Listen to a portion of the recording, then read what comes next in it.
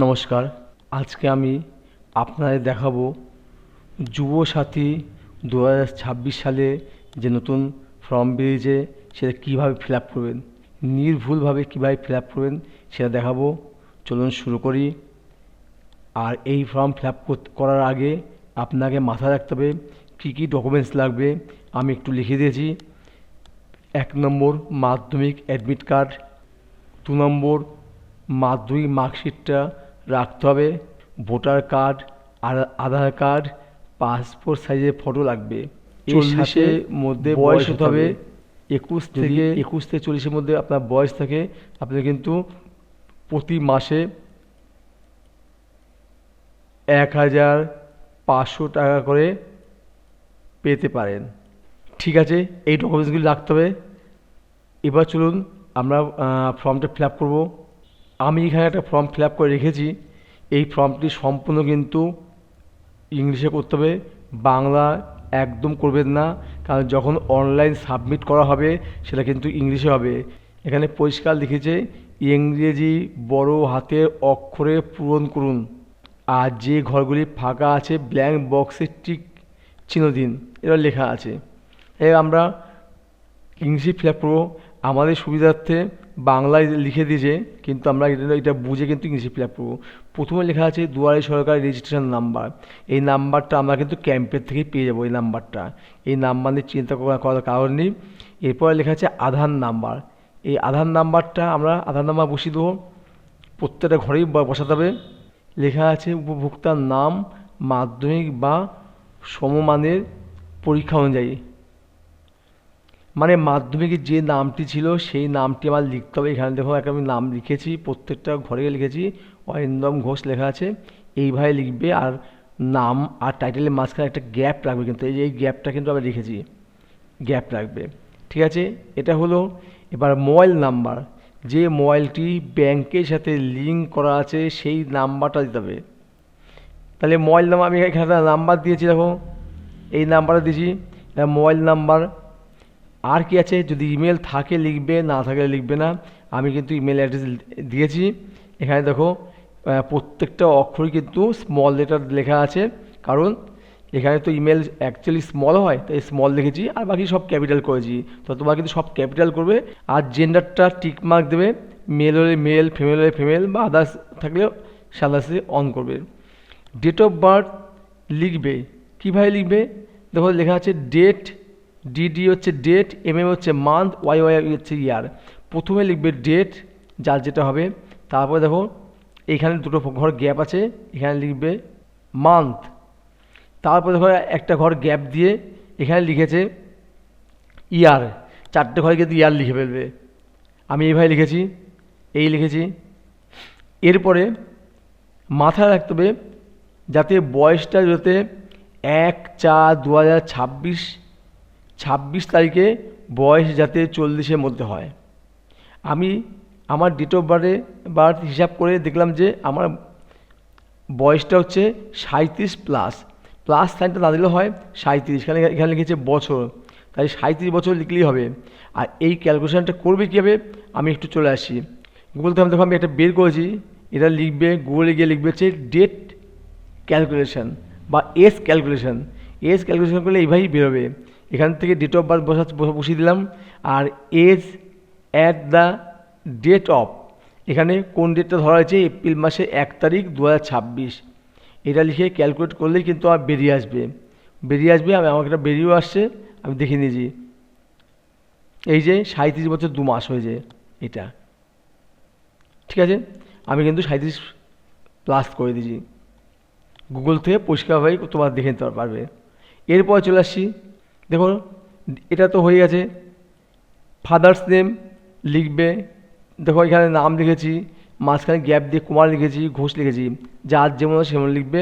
যদি দুটো ওয়ার্ড থাকে তাহলে একটা গ্যাপ দেবে, কিন্তু টাইটেল আর নামের মাঝখানে গ্যাপটা দেবে।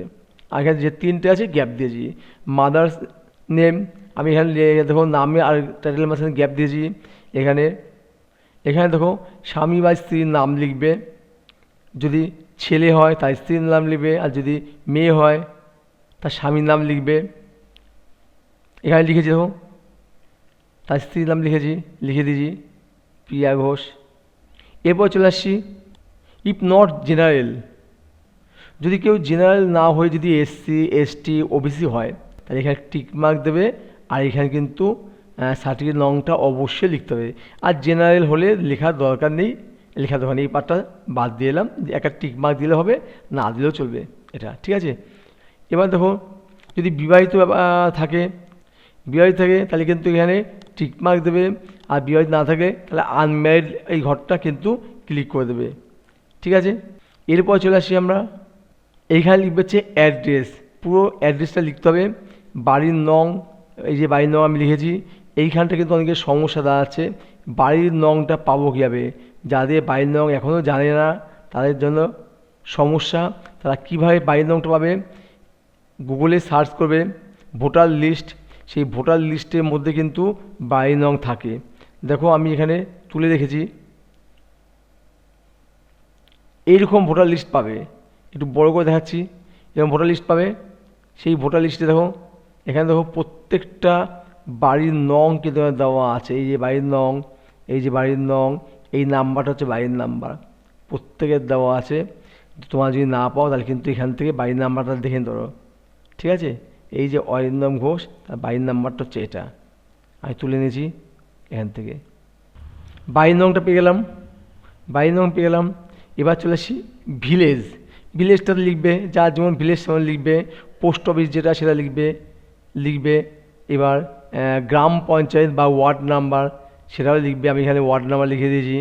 ব্লক বা মিউনিসিপ্যালিটি বা কর্পোরেশন যেটা আছে সেটাও কিন্তু লিখতে হবে। আমি এখানে দেখো মিউনিসিপ্যালিটি লিখেছি, এখানে আছে পুলিশ স্টেশন যেটা আছে লিখে দিয়েছি। পিনকোড যেটা আছে লিখে দেবে, আর স্টেট তো এখানে উঠে আসছে, এটা লেখার দরকার নেই, লেখা আছে এটা। এই হচ্ছে আমাদের ফর্মটা ফিল আপ করলাম।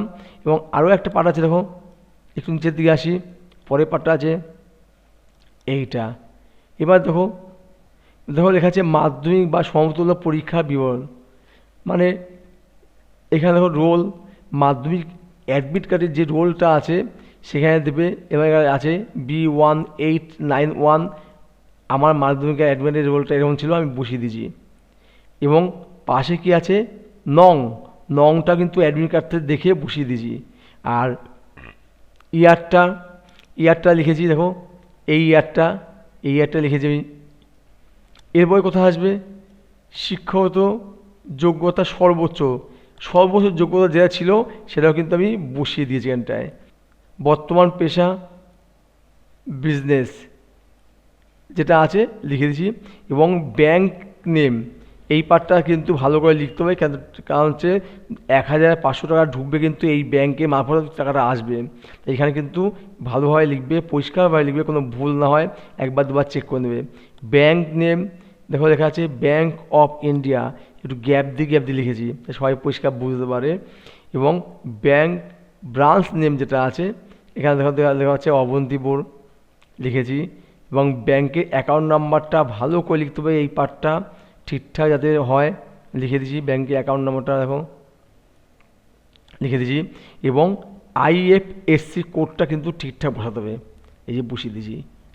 এরপর দেখো এইটা বসানোর পরে আর একটা ঘর আছে, অন্য কোনো সরকারি সাহায্য পান কিনা, রাজ্য সরকার প্রদত্ত শিক্ষাগত সুবিধা বা বৃত্তি ছাড়া, যদি কোনো আমি সুবিধা পাই তাহলে আমি হ্যাঁ লিখব, যদি না পাই তো না লিখব। আমি পাই না, আমি এখানে টিক মার্ক দিলাম, ঠিক আছে।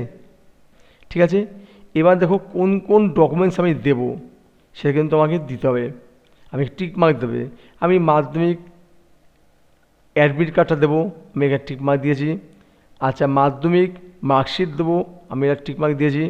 এবং আমি আধার কপি কার্ড দেবো, ভোটার কার্ড দেবো, দুটোই টিক মার্ক দিলাম। এবং ব্যাংকে অ্যাকাউন্টের পাসবইয়ের প্রথম পাতা অবশ্যই দিতে হবে, কারণ যদি আমি এখানে কিছু ভুল লিখি বা ওরা যদি আমার লেখা হাত লেখা যদি বুঝতে না পারে, ওরা কিন্তু এখান থেকে দেখে ঠিক করে নেবে। আর SC ST OBC কার্ড যাদের আছে তারা কিন্তু দেবে, আমাদের নেই, আমরা দিচ্ছি না, না তাহলে সমস্যা নেই, ঠিক আছে।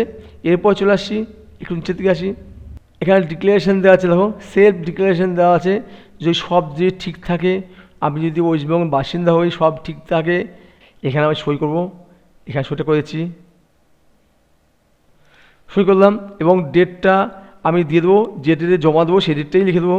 ধরো আমি জমা দিচ্ছি আজকের ডেটটা, তাহলে কী লিখব? এরপরে দেখো এইখানটায় এই পার্টটা কারা ফিল আপ করবে। দেখো একটা লেখা আছে অ্যাকনোলজমেন্ট, এটা কিন্তু এই যে দুয়ারে সরকার রেজিস্ট্রেশন নাম্বার, এটা কিন্তু ওদের থেকেই পাবেন এই নাম্বারটা। ভয় পাওয়ার কিছু নেই, ওরা একটা নাম্বার কিন্তু এরকম একটা নাম্বার 2 3 4 5 যে একটা নাম্বার ওরা দেবে, হ্যাঁ দেবে।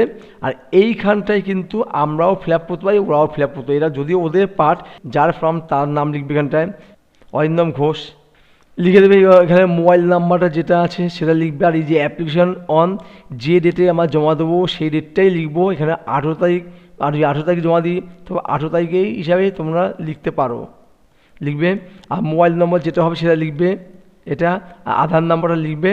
লিখে এই পার্টটা কিন্তু সম্পূর্ণ অফিসিয়াল যারা, তারা কিন্তু এটা করবে, ডেট বসাবে, রিসিভ করবে এবং একটা স্ট্যাম্প মেরে দেবে। এখানে কিন্তু হাত দেওয়া যাবে না, এটা সম্পূর্ণ ওদের পার। এইটুকু অবধি আমরা হাত দিতে পারি, যদিও এটা ওদের কাজ, আমরা করে দিলাম, কিন্তু এইটুকু কিন্তু ওরাই স্ট্যাম্প মারবে, ওরাই সই করবে এটা এবং ডেটটা দেবে। আর এই পার্টটা আমাকে ছিঁড়ে আমার হাতে দেবে, এটা এই পার্টটা, ঠিক আছে? এইটা কিন্তু আমার হাতে রাখতে হবে। চেক, আমি যদি স্ট্যাটাস চেক করি এই কাগজটা আমার হাতে কাজে লাগবে, ঠিক আছে? এই হচ্ছে আমাদের ফর্ম ফিল আপ। যদি তোমাদের কোনো বুঝতে অসুবিধা হয় আমায় কমেন্ট করতে পারো। যদি ভিডিওটি ভালো লাগে সাবস্ক্রাইব করো। ধন্যবাদ।